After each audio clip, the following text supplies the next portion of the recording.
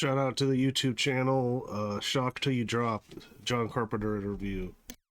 See you again, John. Nice to see you. Last time we talked was at, like I said, the Ward press conference.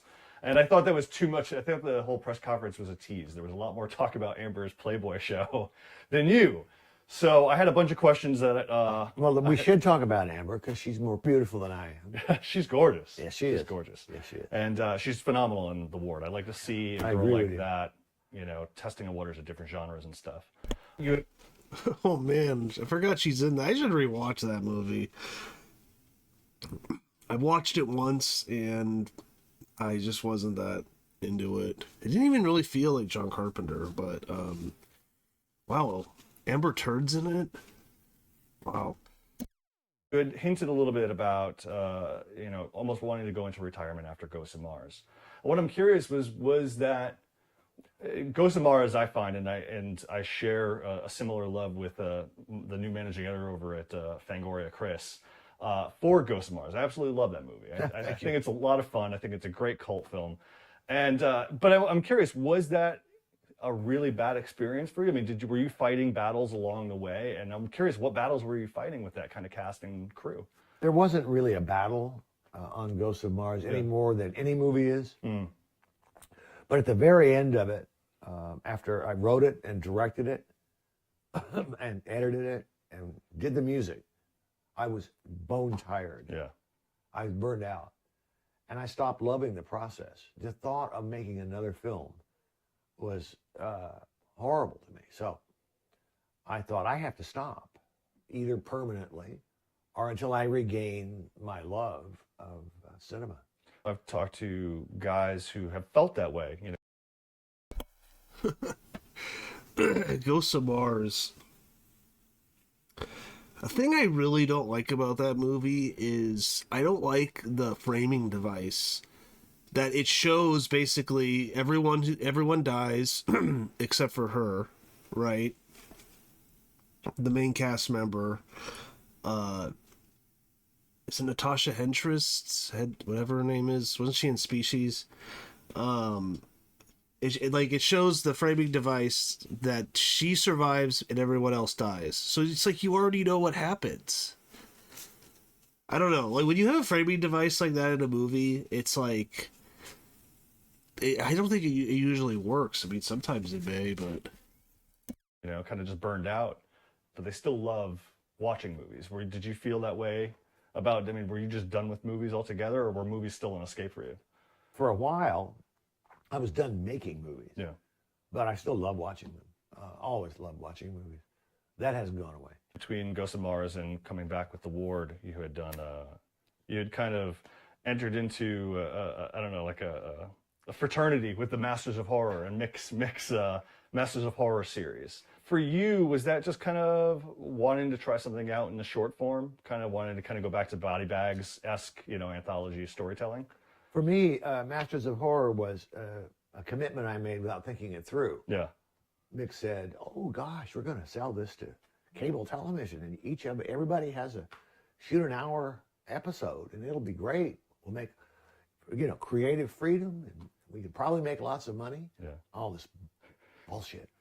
And I agreed to it for some odd reason, and he set it up, and that's where I regained my love of the process, because the first episode was cigarette burns. We shot up in Vancouver, and I had a blast. I just had a great time, and I thought, well, I could do this again. I don't necessarily want to make a gigantic budget film, but under those circumstances, it was great fun. Yeah, I heard a lot of the directors who were working under Masters of Horror were put under a little bit of a budgetary strain. It wasn't exactly everything that they had hoped it would be. It was really fighting for some money and fighting for a schedule. Did you face that at all? No. We had enough money and enough schedule to get it done. It wasn't feature level stuff. You know, you had to be quick. Especially on my second one, Pro-Life, I had to really sprint to get that done. But having said that, and a terrific crew, terrific craftsmen there, and I just had a blast. What is your favorite? Do you prefer one over the other? I have no favorites. Yeah. They're all of the time, and each one is a different story. I wish we had a little bit more time on pro-life. I think we could have done a little bit better job on that. Yeah. Masters of Horror seemed to hit at a certain, I don't know, like a horror zeitgeist in the middle of that decade. You know, it kind of came out after. What does that mean? There was a certain wave, you know, I mean, because The Ring came out in 2002, and then there was 28 Days Later, horror seemed to start booming again. I remember I moved back out here, and there was like The Hills Have Eyes, and there was just a lot of horror hitting the market.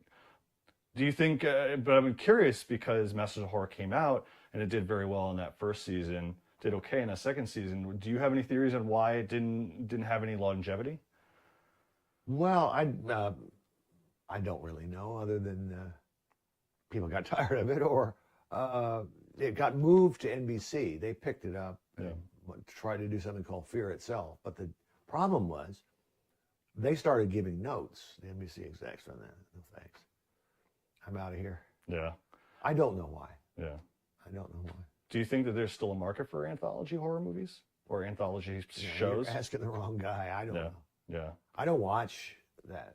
I watch sports and news and movies and comedy shows and stuff, but I don't know. Yeah. Do you think, well, I'm curious, is it, do you think it's healthy to kind of keep that arm's length approach to the genre and the business like that? You know, just kind of stay grounded in the real world and not always feed yourself with what's going on in the industry and reading the web and reading what's going on? Well, I stay abreast of things. I just don't obsess over them. Yeah. I mean, there's real life out there Yeah. that I'm enjoying living, actually. It's very nice. I haven't really lived in the real world for 30 some odd years. I was making movie after movie. And after a while, you go crazy. Yeah. You can't live that way. It's insane. So, but I see all the releases every year. Yeah. I see them. Well, I'm curious because it's, like I said, they don't make directors like you guys anymore. Today's directors are all about the fandom and staying in touch with their fans. They're on Twitter. They're Twitter, dude. I'm on Twitter. No, you're on Twitter as well. But I'm Please. talking about, like, in terms of, you know, just it just seems like the directors today are feeding off their own nostalgia and not pumping out anything original. Oh, really think so? Yeah, I think so. I mean, I think a lot of the interviews with guys we talk to, they're like, oh, I wanted to be like this guy, or I wanted to do something like American Werewolf in London and John Carpenter stuff. But that's not really smart. Yeah. You got to do your own stuff. Well, yeah, I mean, that's what I'm saying. I guess what I'm looking for is just, you know, your advice for today's filmmakers. I mean, they kind of know that they actually have to get out of their house and live a life and garner some experience as opposed to just feeding off the pop culture. Your question is something that we dealt with in film school, which is, what are you going to make movies about? Other movies? Or are you going to make a little tribute films to other directors or other things? And if you're a director in the business now, and you say you've got a hit under your belt, you're looking around for something else, look at the directors who are making the bigger films and the more serious movies. And make something like that. Make something that's personal to you. Don't copy something else. Mm-hmm. But there's no future in it. Yeah.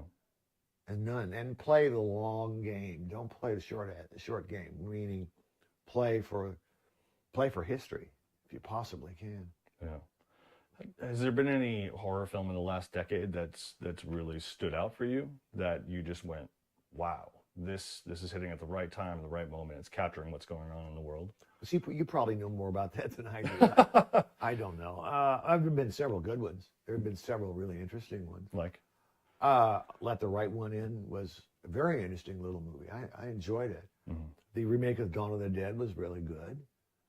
The Ring I enjoyed a lot. So there have been a bunch. You're also a huge video game guy. Uh-huh. It's funny because I played the Sega Genesis for a while, and then it wasn't until I met my new girlfriend, you know, she brought the Xbox into the house, and I was like, what is this, man? This is such a time waster. I don't know what I'm going to do now. And now I'm a nut, you know, I'm always on there. For me, there's a certain release playing video games. For you, what is it? What do you love about it? Yeah, the thing about nostalgia has even gotten worse, maybe, since then. I mean, some of them are good, some of them are not, you know. Sometimes I'm just like, I get it. You love, you know, The Thing or whatever. Or you love the 80s, you know. Or you love the 70s, but, yeah.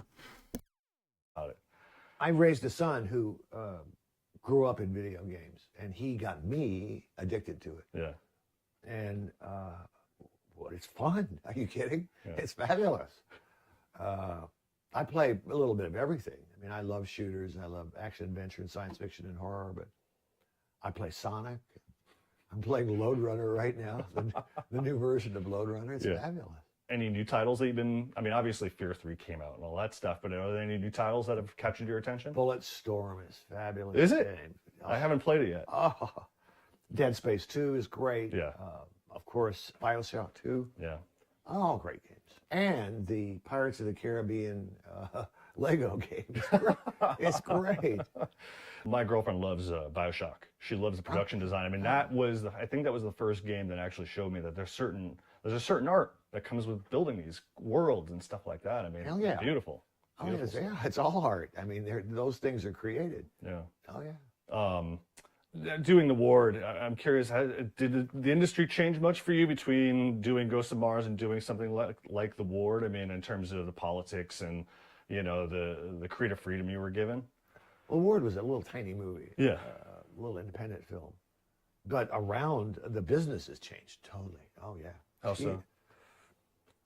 Well, the biggest change is that it's all owned by corporations, which has been true for a while. But the process of getting a movie made is, it's become more like a product than it used to be. So now it's really more incumbent upon the director to do something with some sort of artistic integrity to it. Mm-hmm. Because it's really selling a product.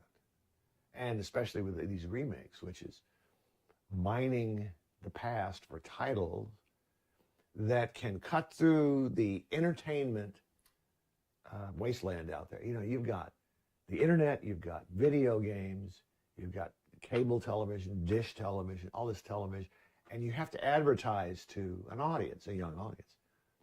So a pre-sold title is perfect because, oh, I've heard of that. Mm-hmm. Oh, they did a new version of it. Oh, I want to see that. Yeah. It's important. It's how it's marketed. Yeah.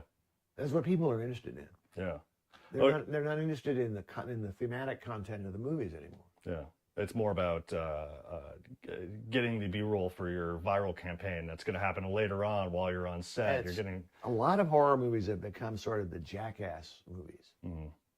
It's just sort of movies of humiliation and cruelty and cliches, teenage cliches and college cliches. It's too bad. Yeah.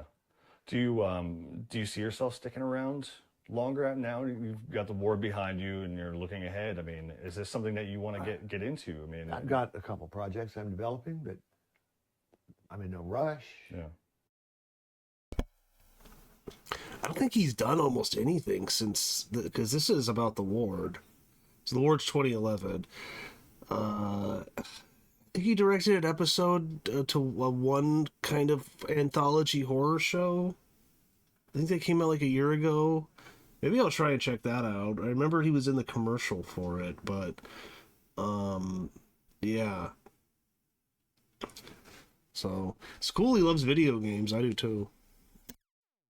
What's going to happen to me? I can keep playing games. If the NBA lockout is over, I can watch basketball. Life is good. Yeah. So you're not in a position where you're like, I need more work. I need to go. I need to keep going. And I'm really... Man, I did that for, as I said, for so many years. I don't want to do that anymore. Yeah. Obviously, the Halloween stuff has always been brought up. The Akkads keep pushing it. And yeah. I mean, like, you know, now they're talking about bringing it into the 3D realm, you know? Is there a point where you just was like... And this is before 2018 Halloween. Well, okay, to be fair, he did the music on those, which is probably the best part of those movies. Especially, yeah, the music's pretty good in the first two. You know, the third movie, I think it's him and his son. They do a good job, but third movie's a mess. But so they did that. So just let it die. Early on, I said, let it die. Let's let it go. Yeah. But there's a law in California that I was informed of that you cannot stop somebody else from profiting from a venture that you're involved in. So I can't stop them. So I collect money from the sequels, which is nice. But oh man, they've kept that horse going, unbelievable, on and on and on. Yeah, yeah. Well, what does the you know, for you, what does the genre need? What if John Carpenter ran Hollywood? How would things go? First of all, I wouldn't want to run Hollywood. That'd be very dangerous. I don't know. It's horror gets reinvented for every new generation. Yeah. And I don't really think it's in trouble. I just think it's evolving. And For better or for worse? both. The number of horror movies that are released each year, most of them are bad. Very few of them are fair. And even fewer are good. That's always been that way. Mm-hmm. So there's nothing different. The techniques of shooting a movie have not changed since, I mean, you use the word techniques. The process of shooting a movie has not changed since the 30s and 40s in Hollywood. Right. But I have new equipment and technology to deal with, computers and the like. But it's still the same game. It's the story that you tell and what it is. And it'll sort itself out. I wouldn't fret about it. Look at all the excitement that people have over horror. It's amazing still. Yeah. So did you you know, as you gotten older, and I'm finding this myself, and it was funny because my father had once said to me, he was like, you know, as you get older, you might not be into genre as much as he's still a genre fan, but you know, it's not. He's looking to other films, you know, and I'm kind of finding that too. I'm finding a certain malaise about the genre. Did you ever feel that? oh, many times. Yeah. Yeah. Where you were talking about, I mean, like, there's so much crap that comes out. I mean, you know, at one point I'm just like, oh my God, I need to start watching some other stuff on a daily basis. Well, the problem with horror films and lots of projects that come out is that there's just too many of them, and so many are crap, such garbage. And then everybody thinks they can make one. Yeah. Everybody. Let's make a zombie movie. Really? Really? Another one? You want to make another movie? I just heard the other day there's some big giant film being shot in England. It's a zombie apocalypse movie. Oh, yeah? Come on, guys. How many times can you recycle George Romero's film, Night of the Living Dead? How many times does that happen? When is that going to stop? Over and over and over again, John. They will continue. Yeah. Although, you know, 28 years later, I think it looks kind of good. But, yeah, most of them aren't very good, though. So, wonder which one he's talking about. Stop. The same movie over and over. Now they move faster. Okay, great. It's the same stuff.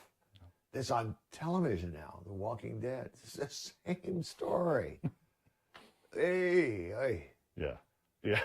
Wow. Well, that's because that new genre, that new zombie movie's got Brad Pitt in it. They could sell a zombie movie with Brad Pitt now. Oh, okay. Hey, good.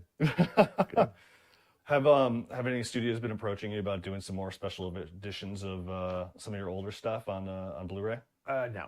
No? No. Son of a bitch. They never approach me. No one tells me anything. No one approaches me. Yeah. Isn't that weird? That is weird. And I've never gotten an offer to score anybody else's movie. Would you want to? Sure. If a kid came out and said, "Hey, man, I've got a decent..." I don't know about a kid, but you have to pay some bucks. But I'd love to. Sure. Yeah.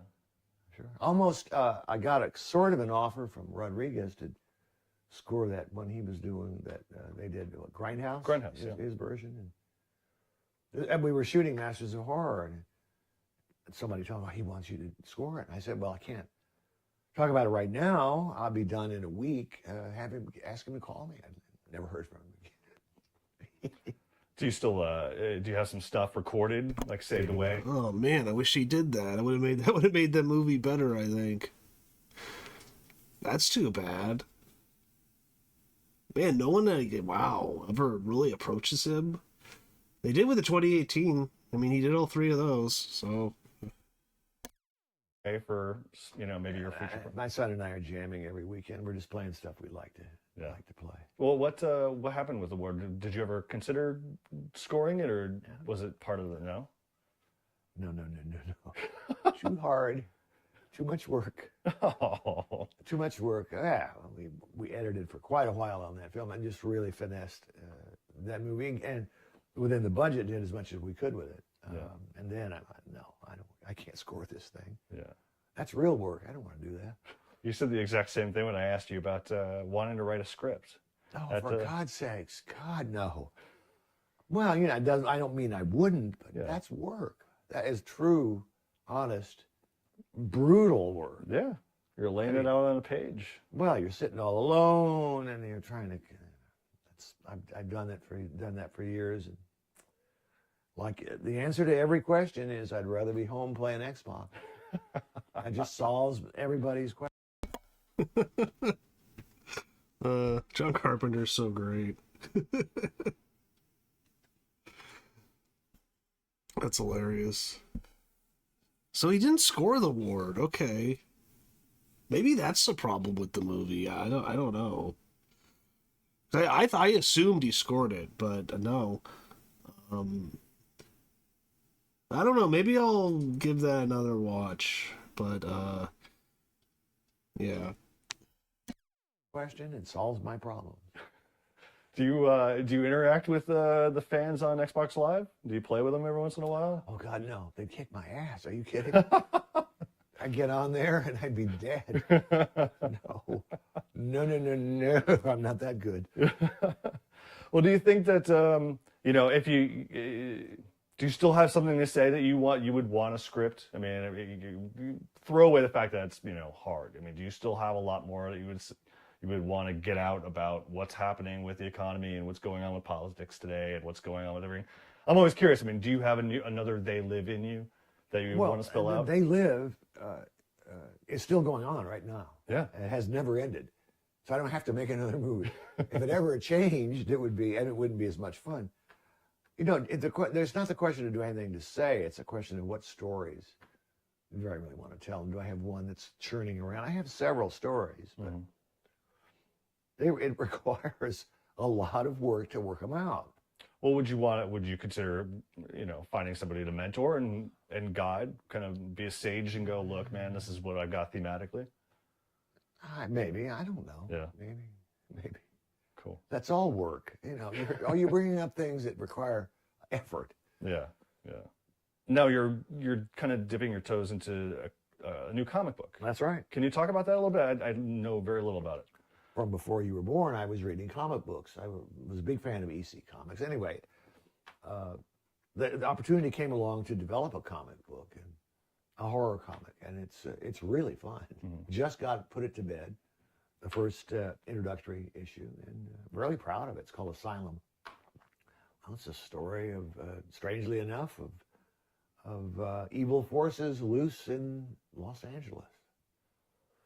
Every so often, the cat behind the Dark Child comic book, drops me a line and keeps me abreast of what's going on. What is going on with Dark Child? And what, when he said, hey, man, stay tuned. I think I've got a big horror guy that's going to be attached to this thing. And I was like, I'm trying to figure it out. And then he said your name, and I was like, really? What is it about the property? Because I never really, it didn't seem like an interesting fit at first, but then I started seeing some of the concept art, and I was like, that's cool. Oh, it's a cool monster story. Yeah. It's got a great little mythos to it. It requires a bunch of money. Yeah. And that's always the problem. This is an independent comic book, so it's not like a DC comic where you just get giant budgets. We have to go out and rattle the trees and find some money for it. Nice. And who did you collaborate with? Someone? Did you write solely Bruce on Johnson wrote the script. Jason Craig drew it. And I just had a great, what did I do? I looked at the pages and said, boy, that looks good. That's my job. That was my job on Fear 3. Yeah, I was going to ask. That was my next question. Was that your a creative consultant? That looks pretty good. Did you get paid now? That looks good. Did you do with Steve? Yeah, like Yeah. side by side, both of you going, "Yep, good." Thumbs up. Well, we worked a little bit on dialogue. You know, Steve wrote the generalized story, Yeah.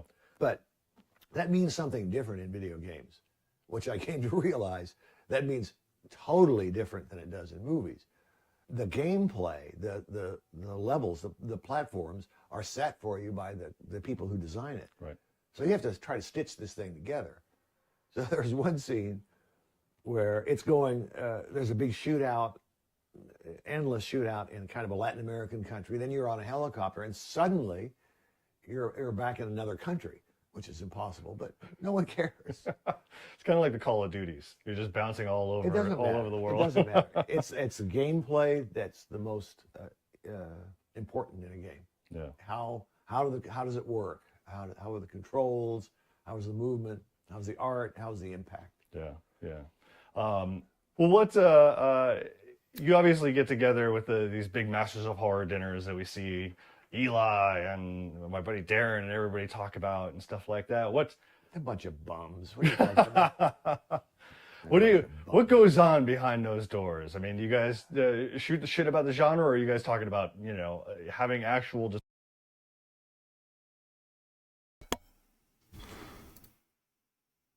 Oh, wow. Eli Roth, Guillermo del Toro. Is that Rodriguez? James Gunn. Quentin Tarantino. Well, that's cool.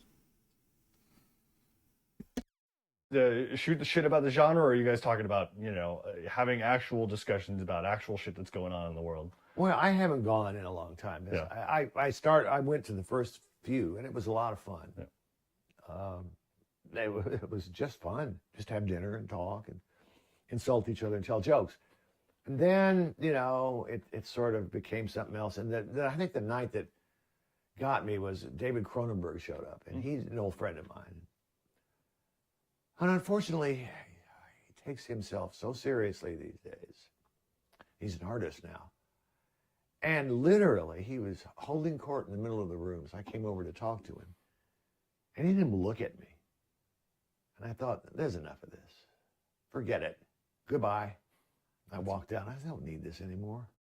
What? He won't even look at him? He's an artist now.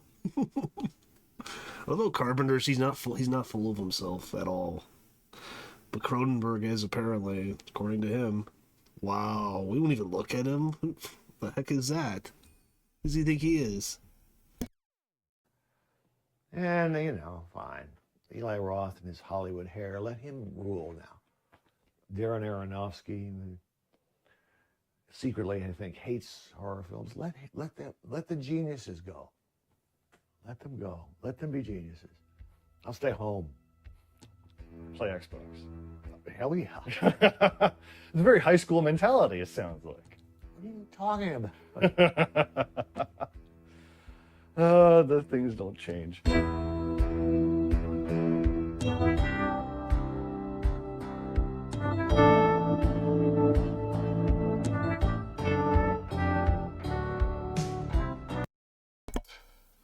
But, yeah, I just thought that was a good interview. It's interesting. Especially the end about David Cronenberg. What's with that? He's too good for John Carpenter? I love David Cronenberg, but honestly, I like Carpenter more. So, but, yeah, that's about it. Comment below. Let me know some of your favorite Cronenbergs and what you thought about the interview. But, yeah, that's about it, though. I'll see you next time.